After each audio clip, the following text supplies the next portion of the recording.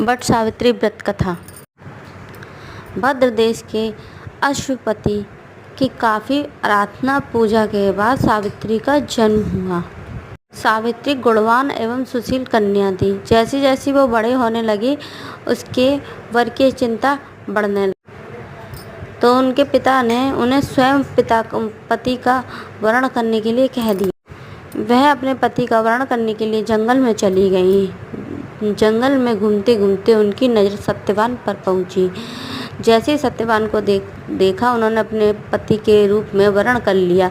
फिर वह महल लौटी तो उन्होंने देखा कि पिताजी नारद जी के साथ खड़े हुए हैं। तो नारद जी बोले कि तुमने जिसको पति के रूप में स्वीकार किया है वह अल्पायु है। लेकिन सावित्री बोली कि मैंने जिसका वरण कर लिया वही मेरा पति है। मैंने सत्यवान को अपना पति के रूप में स्वीकार कर लिया है।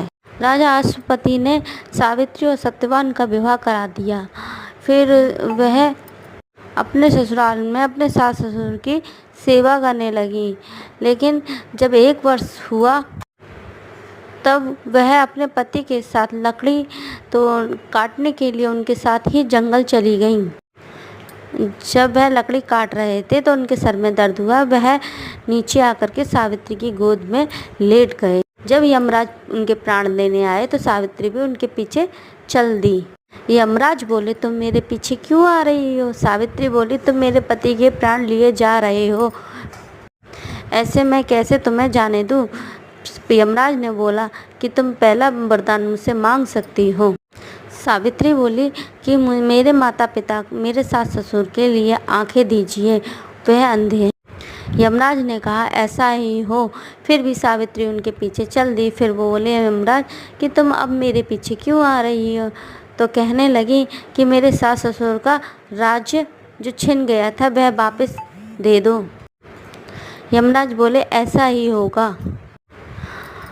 अब वह फिर भी पीछे चलने लगते तो यमराज बोलते हैं कि तुम मेरे पीछे क्यों आ रही? चलो मैं तीसरा वरदान तुम्हें देता हूँ, तुम मांगो, क्या मांगती हो? तो कहने लगी मुझे संतान होने का सुख दीजिए।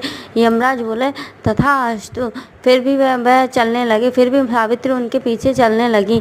तो यमराज बोले कि अब मेरे पीछे क्यों आ रही हो? तो सावित्री बोली कि तुम तो मेरे पति के प्राण लिए जा रहे हो, तो मैं संतान प्राप्ति कैसे करूंगी? मैं तो एक पतिव्रता नारी हूँ। यमराज हंस पड़े और सत्यवान के प्राण सावित्री को लौटाने पड़े। इस प्रकार सावित्री ने अपने सत्यवान के प्राणों को वापस पाया।